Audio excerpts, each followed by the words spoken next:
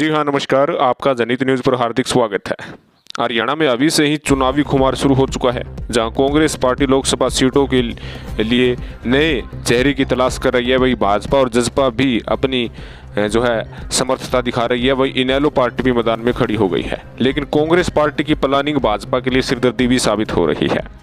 लोकसभा चुनाव की तैयारियों में जुटी कांग्रेस को हरियाणा में आधा दर्जन सीटों पर नए चेहरे की तलाश है। प्रदेश की 10 लोकसभा सीटों में 5 सीटें ऐसी है जहां 2019 में चुनाव लड़ चुके उम्मीदवार या तो पार्टी छोड़ गए अथवा नई संभावनाएं तलाश कर रहे हैं। इनमें फरीदाबाद, कुरुक्षेत्र, रोहतक, हिसार और सिरसा लोकसभा सीटें शामिल है।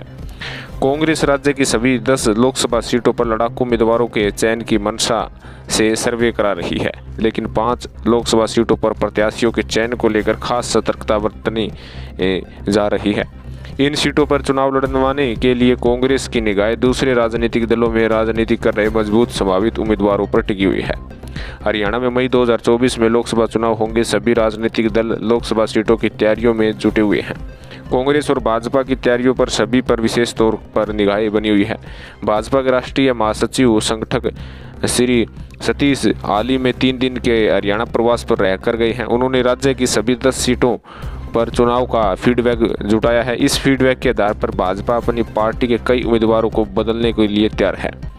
भाजपा के कुछ मौजूदा सांसद स्वयं ही लोकसभा चुनाव लड़ने के लिए इच्छुक नहीं है। उनकी निगाह विधानसभा चुनाव लड़ने की है, ताकि प्रदेश की राजनीति में वह अपना दखल बढ़ा सके। भाजपा उनकी इस इच्छा को पूरा होने देगी या नहीं, यह तो भविष्य के गर्भ में छिपा है। लेकिन अम्बाला, कुरुक्षेत्र, सिरसा, रोहतक, सोनीपत और भिवानी में किसी भी उलटफेर की संभावना से इनकार नहीं किया जा सकता।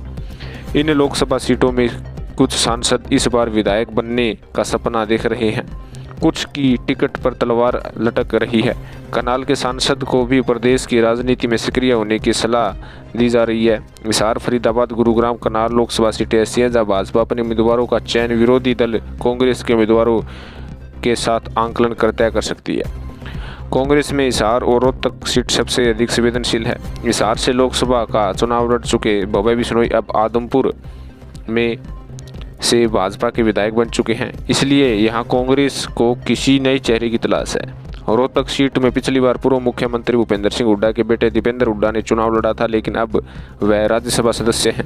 हालांकि उनके विधानसभा चुनाव लड़ने की संभावना से भी इनकार नहीं किया जा सकता है, इसलिए यहाँ नया चेहरा ताल ठोक सकता है। फरीदाबाद से चुनाव लड़ चुके, कई दलों में राजनीति करने के अनुभव बना चुके अवतार सिंह भड़ाना कांग्रेस को अलविदा कह चुके हैं। वह हर बार अपने राजनीतिक सुख से कम बल्कि निजी ताकत के बूते टिकट लेकर आते रहे हैं।